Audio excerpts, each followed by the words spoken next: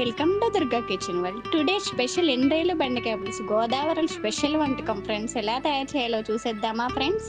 Okay, ముందుగా ఎండ్రేలు తీసుకొని అందులో కొంచెం వేడి నీళ్ళు వేసుకొని క్లీన్ చేసుకొని పక్కన పెట్టుకోవాలి. తర్వాత గ్యాస్ స్టవ్ ఆన్ చేసి స్టవ్ పై బాండీ పెట్టి కొన్ని ఆవాలు, ఎండుమిరపకాయలు, కరివేపాకు, కట్ చేసి పెట్టుకున్న ఆనియన్స్, కొంచెం పసుపు, సాల్ట్ వేసి మగ్గనివ్వాలి. ఇప్పుడు మగ్గుతున్న ఈ ఆనియన్స్లో ముందుగా క్లీన్ చేసి పెట్టుకున్న ఎండ్రేలు కూడా వేసుకొని మగ్గనివ్వాలి. తర్వాత కొన్ని బెండకాయ ముక్కలు వేసుకొని అందులో కొంచెం కారం వేసుకొని మూత పెట్టుకోవాలి. ఇప్పుడు మనం ఒక మిక్సీ జార్ తీసుకొని ఆ మిక్సీ జార్లో కొన్ని టమాటా ముక్కలు వేసి ఆ టమాటా ముక్కలో కొంచెం చింతపండు గుజ్జు కూడా వేసి మిక్సీ పట్టుకోవాలి. ఇప్పుడు మిక్సీ పట్టుకున్న ఆ పేస్ట్ని మగ్గుతున్న బెండకాయ ముక్కల్లో వేసుకొని కొంచెం వాటర్ పోసుకొని ఉడకనివ్వాలి.